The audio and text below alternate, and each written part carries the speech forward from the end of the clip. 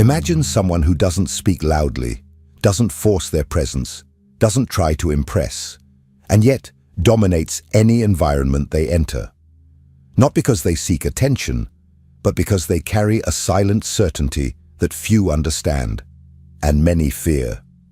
This person doesn't seem to need to prove anything. They simply are. And that is enough to alter the dynamics around them. People like this don't ask for space. The space adjusts to their presence. Eyes follow. Voices hesitate. Competitors retreat. What is happening here? The answer is far from the clichés of self-esteem or the false self-love sold out there. Science has a name for this phenomenon: self-efficacy. And the term was coined by psychologist Albert Bandura, one of the most respected names in 20th century psychology. His thesis is simple and deeply uncomfortable for modern thought. Real confidence is not a vague feeling of well-being with oneself. It is a deep, almost unshakable belief that you are capable of doing what needs to be done. And this belief, when present, literally transforms the way the world responds to you. What Bandura revealed in his studies is something many prefer to ignore. Confidence is not an emotional luxury. It is a mechanism of power. It alters the opportunities that arise, the outcomes you reap, and more importantly, the way others perceive you. People with high self-efficacy are perceived unconsciously as figures of authority even when they don't say a word. They command respect, not by imposition, but by conviction. They don't need to threaten or show off. Their simple internal certainty creates an atmosphere around them that others pick up on without understanding. And this perception changes everything. In social interactions, they don't shrink away. They don't apologize for existing. They occupy space naturally. In negotiations, they don't convey desperation. And because of that, they achieve more. In relationships, they don't tolerate disrespect. And because of that, they attract higher value partners. In the professional environment, they act as if they are already one level above. And because of that, they get promoted. This silent yet dense confidence is perceived as a kind of psychological gravitational field. And like any intense gravitational field, it attracts some, repels others, and intimidates many. In this video, we will explore what exactly this invisible force that Bandura identified as self-efficacy is. We will understand why it provokes such intense reactions, how it is built at a neurological level, and why confident people tend to get lucky while others seem perpetually trapped in failure, even with talent. And above all, we will uncover how you can build this confidence that doesn't need to shout because it is already heard before you even open your mouth. This is not a video about fake it till you make it. It is a deep dive into the psychology of presence, conviction, and the silent power that arises when you stop doubting yourself and start operating at a level where most have never dared to tread. Are you ready? Because from here on, you may never see confidence the same way again. Albert Bandura not only redefined how psychology understands confidence, he shattered one of the most dangerous illusions that society insists on maintaining: the idea that success depends solely on talent, luck, or charisma. What he revealed was much more uncomfortable and infinitely more powerful. Success, influence, respect, leadership, all of this revolves around something invisible, yet profoundly real: the belief that you are capable of acting effectively in the face of life's challenges. This belief has a name: self-efficacy. Unlike common self-esteem, which revolves around feeling good about oneself, self-efficacy is about doing. It is about believing firmly and unwaveringly that you have the necessary ability to handle what lies ahead. And this belief not only affects how you feel, it changes what you do, what you achieve, and how the world responds to you. Bandura demonstrated that this internal conviction, is the decisive psychological factor that separates those who advance from those who stagnate. And this difference begins at the deepest level. The way you perceive your own ability determines your behavior. Those who believe they are capable act more decisively, try more often, persist more in the face of difficulties, and consequently achieve more results. These results reinforce their belief. And thus, the cycle of true self-confidence is born. It is what Bandura called the self-efficacy reinforcement cycle. Belief, action, result. Reinforcement of belief, bolder action, greater results. This cycle becomes a field of exponential growth. The more you believe in yourself, the more you achieve, and the more you achieve, the more you believe. But what almost no one realizes is that there is the opposite side of this mechanism. The failure cycle. People with low self-efficacy try less, give up faster, fail more often, and use each defeat as confirmation that they really are not good enough. And this traps them. The most brutal part of it all, the difference between these two destinies is not talent. It is belief. Bandura showed that self-efficacy can be developed. It is not a gift one is born with, but a systematic construction. And when this construction reaches critical mass, something changes profoundly. You stop doubting, you stop asking for permission, you stop needing validation. Your body language changes, your tone of voice changes, your way of walking changes. Your nervous system begins to operate on another level, and the people around you feel it, even if they cannot explain it. And that is where discomfort comes in, because most people live immersed in doubt, insecurity, and comparison. When someone appears and breaks this pattern with a solid, clear, and unwavering presence, the impact is almost visceral. This person does not need to speak loudly or impose themselves. They simply are. And that is enough. Others feel destabilized, not because they are facing arrogance, but because they are in the presence of someone who believes in themselves in a way they have never believed. This is the root of the confidence that intimidates. It is not performative. It does not need applause. It emanates from the certainty built from internal evidence. And now that you understand what truly lies behind genuine confidence, the inevitable question arises: how do you build it? In the next part, we will explore exactly that. How self-efficacy manifests as power presence, and why this presence almost magically alters how others perceive and behave around you.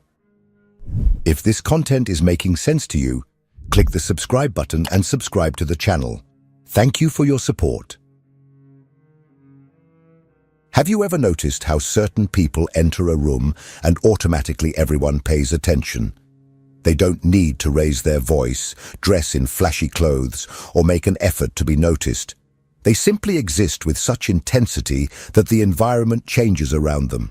This almost magnetic presence is not luck or a mysterious gift. It is the direct result of internalized self-efficacy, the kind of confidence that Albert Bandura described, the one built on real evidence, not illusions. This power presence is not an esoteric concept. It is a physiological and behavioral manifestation of internal certainty.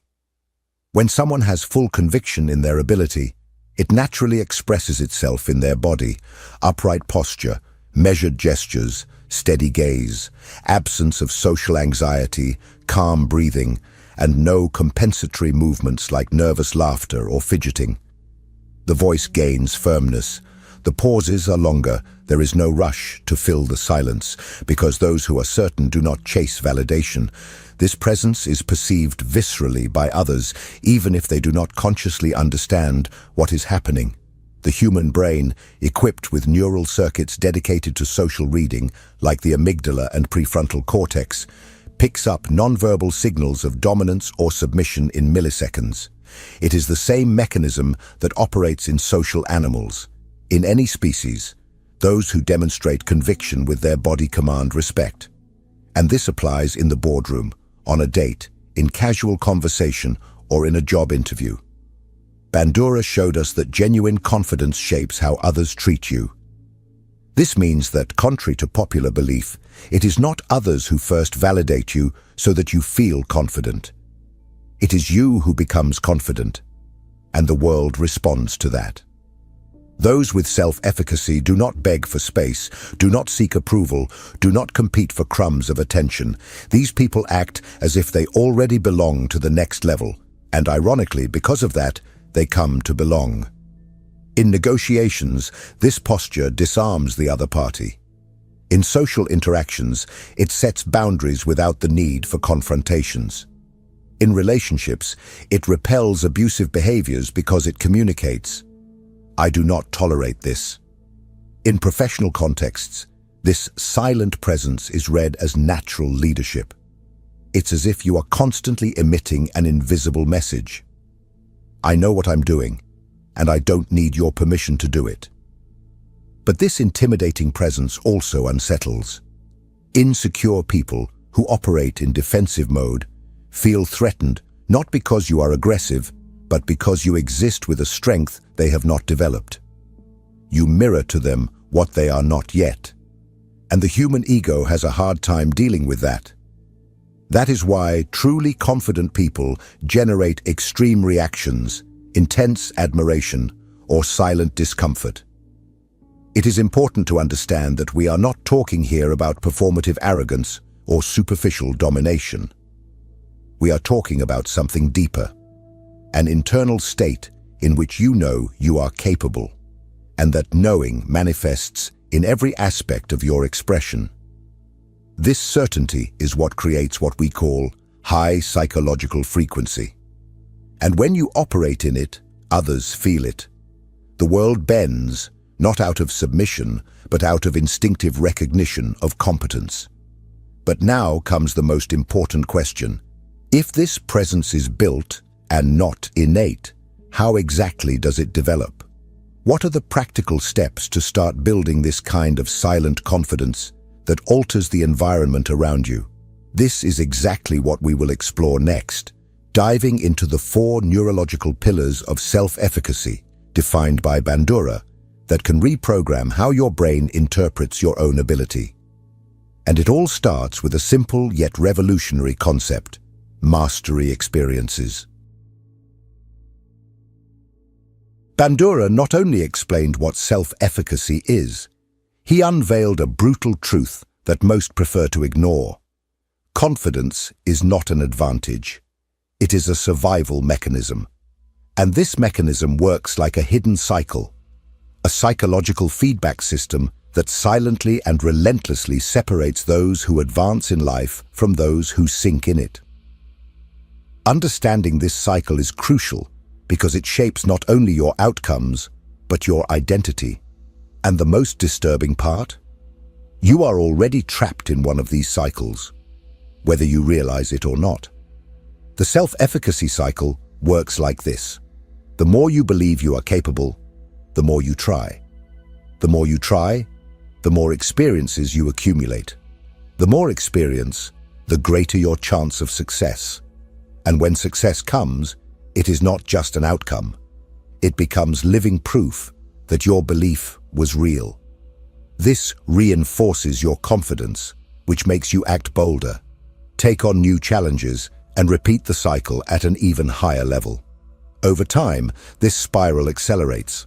The person becomes a force that seems unstoppable, not due to excessive talent, but because they have learned to believe in themselves before the world does. This cycle explains why confident people seem to get lucky. They show up more, expose themselves more, ask more, negotiate better, take risks. And because of this, they inevitably reap more opportunities. Luck is not a random force. It is a frequency you only access when your behavior aligns with the belief that you deserve to be where you are. On the other hand, the insecurity cycle is a camouflaged prison of protection. People who doubt themselves avoid risks. They fear looking incompetent, so they don't try. Since they don't try, they don't have positive experiences. Since they don't have experiences, they don't build confidence. And since they don't trust themselves, they try even less, until fear becomes their identity. I'm not good at this. This isn't for me. I always fail. These phrases are not truths. They are symptoms of a brain that has learned to fail before even acting. This downward cycle of insecurity is devastating because it feeds back more easily than the positive cycle. A small failure can be interpreted as proof of incompetence, leading to paralysis, self-sabotage, and a strategic withdrawal from the game of life. And the cruelest part: talent does not save anyone from this cycle. Millions of talented people are trapped in the spiral of failure, not due to a lack of ability, but due to a lack of belief. A defeated mind is more powerful than any gift. And this is where Bandura's thesis becomes revolutionary. You can break out of this cycle, but not with empty positive thoughts or affirmations in the mirror. The only real way is to build new evidence. You need to reprogram your brain to believe in yourself again. And this only happens when you start to act strategically to break the downward spiral and activate the self-confidence cycle. But how? How do you build such a solid foundation of internal belief that it survives fear, failure, and doubt? Bandura gives us this answer in his central theory. There are 4 specific pillars that support self-efficacy. 4 mechanisms that directly affect the brain, shaping your perception of who you are and what you are capable of. In the next section, we will dive into the first of these pillars. Mastery experiences, the fundamental building block of real confidence, and the starting point for anyone who wishes to break free from stagnation and rebuild their identity towards empowerment. If the confidence that intimidates is an internal fortress, the first block of this construction, according to Albert Bandura, is what he calls mastery experiences. This is the most robust pillar of self-efficacy, as it is based on something the brain respects above all: evidence. While most people seek confidence through positive thinking or motivational quotes, Bandura got straight to the point. What truly convinces your brain that you are capable is when you prove it in practice with small, real victories. The common mistake of those who want to be more confident is trying giant changes, like, I'm going to become a different person overnight. This almost always ends in frustration. The human brain, when exposed to challenges far above its current level, goes into defense mode. And when you fail in that exaggerated attempt, it reinforces the idea that you are not good enough. What Bandura proposes is the opposite: progressive, controlled, and strategic advancement. A small challenge, successfully overcome, is worth much more to the brain than a failed, risky leap. The method is simple, but it requires discipline. Choose a specific skill that intimidates you today. Nothing generic like being more sociable. That is too vague. Choose something concrete: giving a presentation, starting a conversation, setting a boundary, recording a video, showing up in an uncomfortable situation. Then, break that skill down into smaller parts and master one per week. By the end of 3 months, you will have accumulated 12 specific victories, 12 concrete proofs, 12 moments recorded by your mind as confirmation of competence. This process changes the structure of your identity. It doesn't matter if others recognize it, your brain already does. And that is enough for your posture, your voice, your energy, and your way of acting to start changing. Real confidence is silent because it comes from certainty, and certainty only arises from experience. But Bandura knew that not everyone is ready to act right away. Sometimes doubt is so deep that it paralyzes, and that is why he presented the second pillar of self-efficacy: observational learning. This pillar is based on the idea that by observing other people, similar to us, overcoming challenges and achieving success, our brain begins to see the real possibility that we are also capable. We are not talking here about following celebrities or idealizing distant people. What really works is observing real individuals with stories close to yours, who started from the same point and reached where you want to go. This activates a brain system called mirror neurons, which literally simulates within you the actions and achievements you are observing in others. In other words, the success of others, when perceived as plausible, begins to be internally rehearsed by you. 3 people, 3 stories, 3 examples of victory in the same areas where you feel fear or insecurity. When you consume these references strategically, your brain begins to dismantle the belief that this is not for me. It stops seeing success as something unattainable and starts considering it a legitimate possibility. This breaks the cycle of resignation and puts you in motion. These 2 pillars, real practice and exposure to real models, build the foundation of a mind that believes in itself based on evidence, not hope. But even with all this, there is a variable that can silently sabotage this process: the environment around you. Because you may be trying to grow, develop, challenge your limits, and be surrounded by people who, consciously or unconsciously, are poisoning your self-confidence. In the next section, we will talk about the 3rd pillar of self-efficacy, social influence, and why what people say, how they treat you, and what they project onto you may be determining how much you believe in yourself or not. If what you're hearing resonates with you, you'll find real value in my ebooks. Beyond the Shadow breaks down Jung's core ideas, while Dialogues with the Unconscious gives you a 30-day path to apply them in your life. Both are linked in the pinned comment. You may be doing everything right, accumulating small victories, observing people who have reached where you want to go, reprogramming your perception of ability. Yet something still seems to pull you back, a lingering doubt, a hesitation that reappears. What Bandura discovered is that this may not come from within, but from outside. Your social environment has a direct and profound impact on how you see yourself, and this influence often operates invisibly. The 3rd pillar of self-efficacy is what Bandura called social persuasion, the impact of the messages you receive from others about your ability. And this influence is not limited to words of encouragement. It involves looks, subtle judgments, veiled criticisms, dishonest compliments, constant comparisons, silent exclusions. All of this is interpreted by your brain as data about your worth, your competence, your potential. Over time, these small messages build or destroy your self-image. Think about how many times you refrained from trying something because someone said it wasn't for you. How many times did you feel stuck because you were ridiculed for trying something new? How many times did you slow down your own growth to avoid bothering others? This is not weakness, it is social conditioning. Humans are biologically shaped to seek belonging, and when that belonging requires you to stay small, you learn to sabotage yourself to avoid exclusion. Bandura was clear. A single voice that believes in you can be more powerful than 50 that tolerate you condescendingly. Confidence can be built from within, but it needs fertile ground around it. This means that if your environment is made up of people who constantly doubt, belittle, mock, or protect you from taking risks, your mind begins to accept these limitations as truths. And this does not always come in the form of an attack.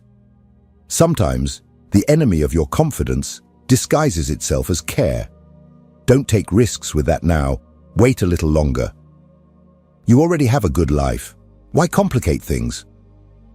That's something for lucky people. The intention may even seem good, but the impact is devastating because it conveys the message that you are not ready, that you are not capable, that you need to be protected from yourself. On the other hand, when you are exposed to people who see your potential, who challenge you to level up, who treat your growth as something natural and expected, something within you begins to change. Confidence becomes a consequence of the environment.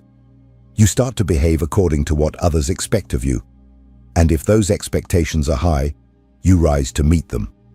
Therefore, one of the most powerful actions to develop self-efficacy is to conduct a radical audit of your social circle. Ask yourself, who are the people that reinforce your strength? Who are the ones that feed your doubt? Who challenges you?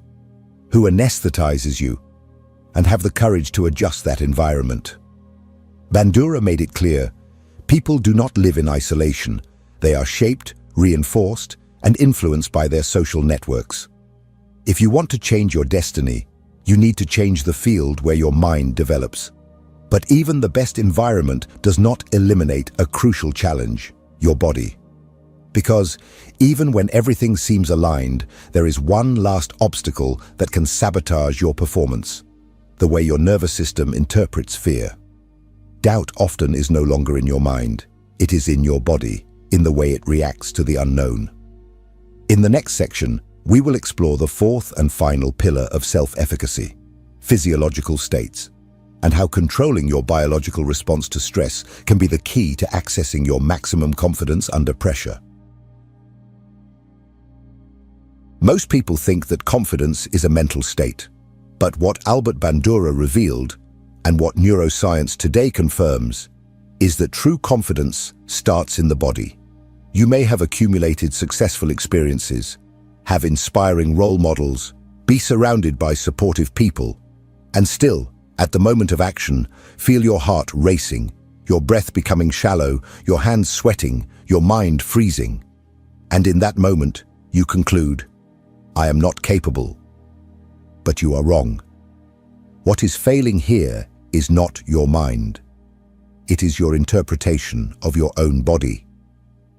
The fourth pillar of self-efficacy is the control of physiological states, the way you perceive and respond to the physical reactions triggered by challenging situations. Bandura observed that people with high self-efficacy do not ignore these reactions. They reinterpret what is happening inside them. While the insecure feel anxiety and say, I am afraid, the confident feel the same symptoms and say, my body is preparing to perform at a high level. The difference is not in biology, it is in the narrative. The same racing heartbeat can mean panic or excitement. The same butterflies in the stomach can mean threat or enthusiasm. And this is not a mental trick. It is a physiological lever that changes your internal state in real time. When you master this, you begin to transform anxiety into directed energy, tension into readiness, discomfort into presence.